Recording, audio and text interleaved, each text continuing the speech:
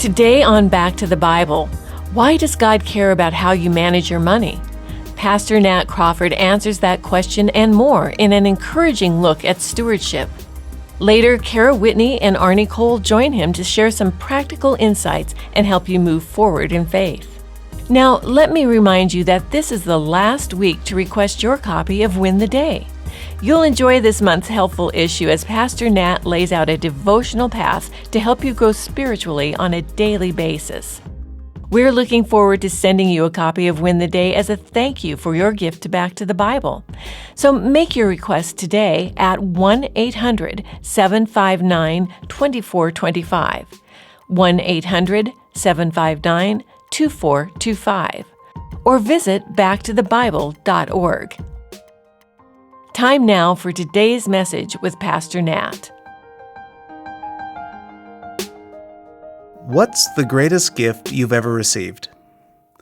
Was it a birthday present? A graduation gift? What was the greatest gift you ever received? The Christmas present? Gift from a parent, a grandparent, Santa Claus? One of the most memorable gifts that I ever received was a gift from Santa Claus in 1986. As a 5-year-old child, the thing I wanted most, more than anything else, was a Nintendo. The Nintendo Entertainment System came out late in 1985, but just 1 year later, the Nintendo had only grown in popularity. It was a hot-ticket item for the 1986 Christmas season. The problem is, you couldn't find one.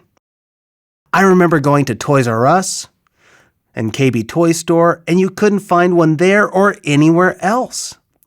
But I told my mom, I told my grandparents, I even told Santa Claus, what I really want this Christmas is a Nintendo. Well, Christmas morning came, and I opened up all the presents at my mom's house, but there was no Nintendo. I wasn't upset. I wasn't unhappy with what I received, and yet I hoped that there would be a Nintendo hiding somewhere else. We went over to my grandparents as we did every Christmas day. I looked around the Christmas tree, but I did not see any boxes that looked like they were the right size. We ate breakfast, we opened the presents, and still there was no Nintendo. It was okay. I didn't seem too bothered by it. But after about 30 minutes, after opening presents, I heard the doorbell. I couldn't figure out who it was because our whole family was there. No one came over on Christmas but the family. My grandma said, "Go and see who it is." So I walked to the front door. I opened it, and there was Santa Claus. Santa Claus came in and he said, "Are you Nat?" I said, "You know I am, Santa." And he goes, "Do you know what I have in this bag?" And I go, "I don't know. Tell me, what is it?" And he handed me a box. The box, it looked like the right size. It felt like it was the right weight. So I took that box and I sat down in their living room. I tore open the paper and there it was. I got my Nintendo Entertainment System. Now here's what's really cool about that gift. Here's what I found out. Santa Claus, it really wasn't Santa Claus. It was my grandfather. My grandfather had rented a suit and dressed up to deliver that package. Do you know how he got that Nintendo? He paid an employee to drive through a snowstorm to get down to Kansas City to purchase that Nintendo. It was the last Nintendo in the area. My grandfather paid a high price for that gift. I couldn't find that gift. I couldn't pay for that gift. That gift was an unconditional gift of love. That is what made that gift so special. He didn't give it to get. He simply gave away for the benefit of another. How are you doing today with your giving? How are you doing with giving away freely for the benefit of others? Do you give to get? What motivates your giving or even your lack of giving? What difference does it make what we do with our resources? Well, this is exactly what we want to talk about today. Well, today we are wrapping up our series called Character Over Compromise. We've been looking at different qualities of a Christian. We're looking at ways to display the reality of our faith. Each day we have the opportunity to make a wise choice or a poor choice. And when it comes down to it, it is really a choice of character. It's a choice of character, of living out who we are in Christ, or choosing to compromise, defaulting to our old sinful patterns. Over the past few days, we've been talking specifically about stewardship. We've been looking at the book of 2 Corinthians, and more specifically, chapters 8 and 9. So today we're going to wrap up our section in chapter 9, beginning in verse 9. Now, in the previous few verses, Paul has been talking about how the Macedonian churches in the area have been very generous with what God has given them. But the Corinthian church has struggled in this area of giving. So in verses 6 through 8 of chapter 9, Paul said that whatever it is you sow, you will also reap. If you sow sparingly, your harvest will also be very sparse. And the reality is, what you sow is a reflection of your heart. You see, God isn't so concerned about a magical percentage, but rather on the condition of your heart. He's more concerned with the reason for your giving. Our heart and our giving is a reflection of what we really do believe about God. Because in verse 8, Paul reminds the Corinthian church and us today that God is the giver of all of our resources. And when we invest in God's kingdom, God will continue to replenish our reserves, and He will meet our needs. And that's where we pick it up in verse 9. Paul says, "As it is written, He has distributed freely. He has given to the poor. His righteousness endures forever. He who supplies seed to the sower and bread for food will supply and multiply your seed for sowing and increase the harvest of your righteousness." In verse 9, Paul quotes Psalm 112, verse 9. Now, Paul is not preaching a welfare system here. He's not preaching a socialist mentality. You see, it's not a redistribution of wealth. What he is doing is he is simply reinforcing a posture that has been around for centuries. In fact, listen to what Deuteronomy 15 says. Moses writes, "You shall give to him freely, and your heart shall not be grudging when you give to him. Because for this the Lord your God will bless you in all your work, and in all that you undertake. For there will never cease to be poor in the land. Therefore, I command you, you shall open wide your hand to your brother, to the needy, and to the poor in your land." Pastor John MacArthur comments on this, and he says, "Those who were generous to the needy received God's material blessings, but the purpose was not so that they could be like the rich fool in Jesus' parable." You see, what he is saying is, the people in Moses' time were not giving to get. They were not giving to increase their reserves. The purpose is very clear here in Deuteronomy chapter 15, verse 11. There will always be needs around us, and because we have been given much grace, we are able to and should give out of that abundance. Again, I need to stress, this is not teaching socialism or a redistribution of wealth. This is not creating a welfare system or a government structure mandating a certain program or a percentage. Rather, it is reinforcing what Paul stated earlier in this chapter, but also what's been taught for the centuries. And that is because we have been given so much, we also can give much. Because our supplier never runs out of supplies, we can pass on what we have been given. And then in verse 10 of 2 Corinthians 9, Paul here actually quotes Isaiah 55:10. And I really like what former Bible teacher Warren Wiersbe said about this. He said, "There is no such thing as secular and sacred in the Christian life. The giving of money is just as spiritual an act as the singing of a hymn or the handing out of a gospel tract. Money is a seed. If we give it according to the principle of grace, it will multiply to the glory of God and meet many needs, If we use it in ways other than God desires, the harvest will be poor. Again, this all goes back to what we believe about God. Do we trust God or do we not? Do we really believe that He is the secret of our success in life? Or do we think that we are the magic ingredient? Because if we trust God, we know that He will be the one to meet our needs. He is the one who pours out grace upon grace. When we believe this, we will demonstrate it. There is probably no greater example than what we do with our treasures. Now, let's bring in Arnie Cole and Cara Whitney for a reality check. Cara, is giving connected at all to a person's worldly wealth?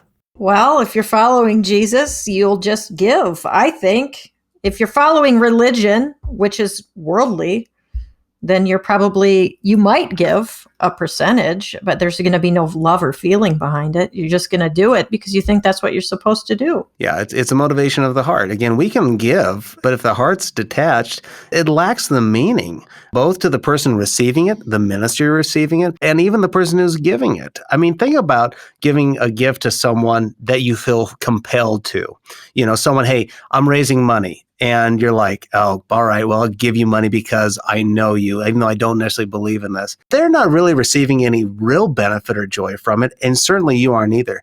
But when you are passionate about something and you're giving like, you know what, I love you and I love this cause, that's a completely different experience. What do you think, Arnie? I still think it's not, even though you two keep gravitating to money, I think it has more to do with giving of your time, talent, and treasure. And time and talent is part of your treasure. And that, I don't think the world defines it as that, but I certainly do. And, it's about a relationship with Jesus Christ, and that's your whole entire being. So just to say your money, and back in the day, it was more you gave your money and you were a good person depending on how much you gave. And I would agree 100% with you that our giving goes far beyond just our pocketbooks, more than money. This passage in particular is about money, and that's why we've been talking so much about it. But again, I think your point is well taken, and I agree. We do need to be giving joyfully of our time and our talents, and as we've been talking about, our treasure. And I think something that Cara's talked about is also giving our first fruits. And the Bible does talk about that, how we're not supposed to give, what's left over, but rather out of the first fruits. And that does apply, of course, to our time and our talent and our treasure. As you know, we're in the process of moving, and I received a message from the men's ministry of our church. And the gentleman who was arranging it, he said, you know what? I'm working, but I'd be happy to not see some clients for a time and I'll come over and help. Okay, he's giving really from the first fruits of his time right there, rather than, hey, I've got 30 minutes, from 5:30 to 6 o'clock. No, he's going, I'll carve out, I will give sacrificially of my time for that. And so it's exactly what you guys have been talking about. Okay, Arnie, I want to ask you a question about what we quoted from Warren Wiersbe. Because Wiersbe talked about giving money being as a spiritual act as anything else you might do. You kind of just talked about that, but what are your additional thoughts on this? Yeah, I think Warren nails it. It is a spiritual experience, that's for sure. It's just as in any spiritual experience, you have to be careful because it makes you feel good. Sometimes it makes you feel proud. And oftentimes it makes you feel better than everybody else. So Warren nailed it. I mean, it is a spiritual experience. It can be a very positive spiritual experience if done correctly. This is the last week for you to request your copy of Win the Day. In this latest issue, Pastor Nat lays out a devotional plan to help you develop perseverance in life and in your spiritual growth. It's only human to put things off.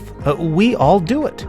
But God's Word has much to say about making the most of your days. And that diligence makes a big impact on your life and in your spiritual growth. So be sure to request this month's issue of Win the Day. We're looking forward to sending you a copy of Win the Day as a thank you for your gift to Back to the Bible. But this offer ends tomorrow, so make your request now at 1-800-759-2425, 1-800-759-2425. Or if you prefer to give online, visit backtothebible.org. backtothebible.org. Now, here's Pastor Nat with more of today's message. Paul writes in 2 Corinthians 9, beginning in verse 11, "You will be enriched in every way, to be generous in every way, which through us will produce thanksgiving to God. For the ministry of this service is not only supplying the needs of the saints, but is also overflowing in many thanksgivings to God. By their approval of this service, they will glorify God because of your submission that comes from your confession of the gospel of Christ, and the generosity of your contribution for them and for all others, while they long for you and pray for you because of the surpassing grace of God upon you." Paul here, he says you will be enriched in every way, to be generous in every way. Do you hear what he just said? What he said debunks the whole prosperity gospel. This whole false teaching that we give so that we can become rich. He debunks this. But you know it is very popular today by certain prominent TV preachers and authors who say just give and give and give and give. But what are they really saying? Why are they saying give? Because what they're saying is give to me. Just give and give and give so that I can become rich. You know from the Bible that is not what Paul is saying. You know that this is not what the Bible teaches. Paul says when you give, God, He will resupply so that you can keep on giving. It's not giving so that people can become rich. You know, it has nothing to do with it. It's not you giving so you can become rich.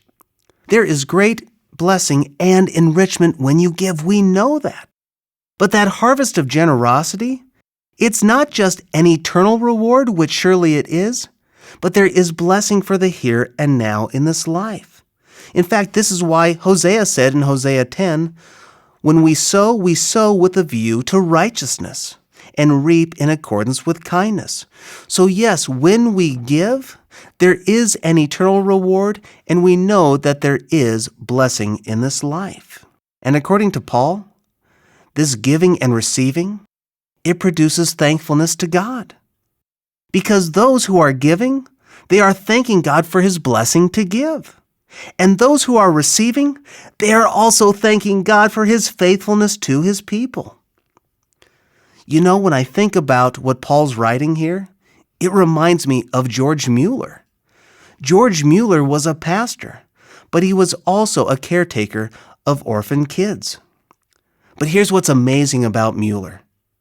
When he took care of these orphans, he did this by prayer and by faith. When you read the story of George Mueller, there is this incredible story about one day when the house mother came to Mueller. She said that the children, they are ready for dinner, but there is no food for them to eat. So what did Mueller do? Well, he didn't dial a friend. He didn't put out a message on Facebook or Twitter. Instead, he took the 300 orphans and he led them to the dining room with empty plates and empty bowls. He sat down at the table and he prayed. He prayed and he thanked God for the food. Minutes later, literally minutes later, a baker showed up at the doorstep. And the baker said, "Last night, I could not sleep. Yet somehow I knew that you would need bread this morning. So I got up and I made 3 batches for you and these kids." Friend, if that wasn't an answer enough, another knock came at the door. And who was it? It was the milkman. The milkman said his car had broken down, and the milk would spoil by the time he would get it fixed. So what did he do? He said, "Take all the milk. We have 10 large cans of milk, and give it to the children." Here is what is so amazing. It was just enough milk for every child to have a drink. For Mueller, there was a need, there was faith, there was giving, and of course, there was thanksgiving. In verse 12, Paul describes the Corinthian ministry as service. We get the word liturgy from this word service. You see, Paul recognized that their act of service was more than just a physical act. It was really an act of worship. You see, their service was a spiritual ministry. This reminds us that everything we do is an act of worship. Again, there is no disconnect between the spiritual and the secular. What we do to serve and give and do is a reflection of our heart, which in turn can be an act of service. In verse 13, Paul says, "By their approval of this service, they will glorify God because of your submission that comes from your confession of the gospel of Christ." Their act of giving would be evidence of the authenticity of their faith. Like many today, people are suspicious of conversion. Jewish believers at Paul's time, they were suspicious of Gentile converts. We know how bad the Corinthian city was. Yes, it was a hub of entertainment and society, but it was also terribly sinful and sexually immoral.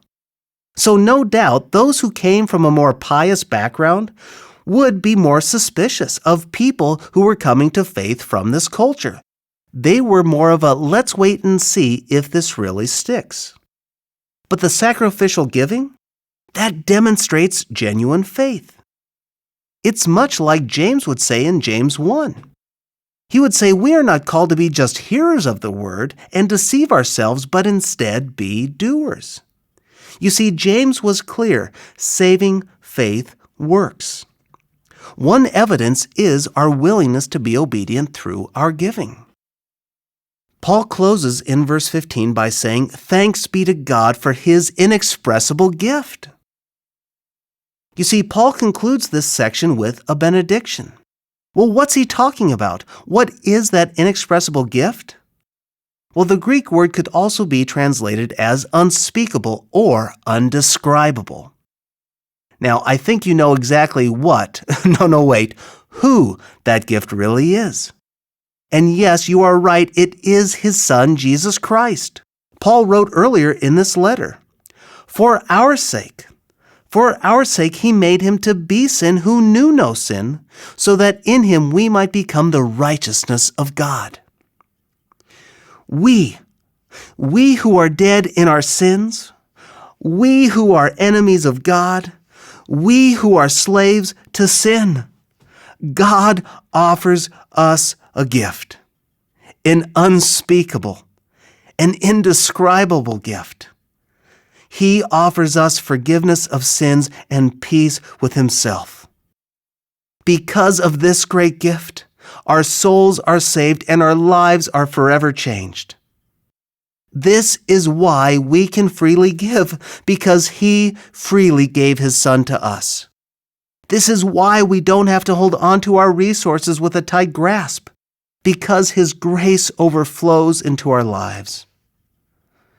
Many will wonder, what happened to the Corinthian church? Did they in fact become generous in their giving?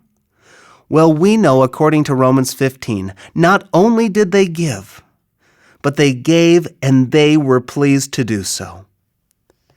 It is my prayer that we will not choose compromise in our stewardship, that we will not choose to be stingy or selfish, but instead we will choose character, that we will reflect the reality of Christ in us, that we will give not so that we can get, but so that God gets the glory.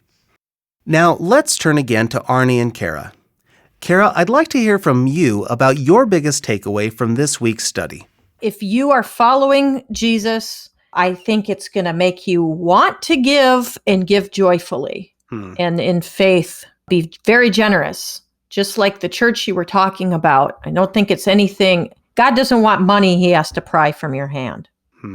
Or time, or all of those things. So, and that's the other thing that, you talk about giving generously. It's not just money. It's every part of you. Well, I'm curious, have either of you experienced moments when God provided just the right thing in just the right time? I would love to hear about that. I'm sure Arnie's had a million working in ministry, because I think many of us have stories like that. Yeah. To me, there's never been a time when God hasn't shown up at the right time since I've been a Christ follower. So I can tell you multiple times before I became a Christ follower, whether it was, when I lived in my van or drug addiction or some of those crazy things that God, I could tell you all the times God never showed up. But as a Christ follower now, there's never been a time he hasn't shown up. I think a lot of times, as you're saying, God's timing is perfect. And so often when it comes to our schedule, those things don't always match up. But again, this goes back to whether we trust him or not. And humanly speaking, it does seem like sometimes God shows up at the 11th hour. Part of that is creating dependence upon him. But the point of it is God's delivery will come. God will meet our needs. He has promised that he will meet our needs, and we can trust him to do it. And as Jesus talked about, hey, give us our daily bread. Daily bread. It's not give us a week's worth, 2 weeks worth, a month's worth. So many times, especially in ministry, it is give us our daily bread. And he does, and his timing is perfect. Arnie, obviously, this ministry depends on God's provision, and it is dependent upon the generosity of other believers. What lessons have you learned about that over the years? That it's up to God, that you have to do your part. You can't be lazy. You've got to put the need out there. But really, it's up to God. And don't take the credit. Don't come off with this fake humility, how God showed up, and then you list all the things, how awesome you are. It really comes down to being willing to get out of God's way to do God's work. Cara, you're on the board of directors, so what do you have to add to this? What have you seen? Well, you always are making decisions that would further the gospel. That was the original intent of this ministry. And so you just always have that in the back of your mind, and you're trying things to get the gospel out. And we are just kind of under the philosophy that if we're in God's favor, he's going to allow us to keep chugging along. So a lot of prayer is involved, and you hire the right people, and then you stay out of the way. Thank you for listening to Back to the Bible. As we wrap up, let me remind you that this is the last week to request your copy of Win the Day. You'll enjoy this month's helpful issue as Pastor Nat lays out a devotional path to help you grow spiritually on a daily basis. We're looking forward to sending you a copy of Win the Day as a thank you for your gift to Back to the Bible. So make your request today at 1-800-759-2425. 1-800-759-2425. Or visit backtothebible.org.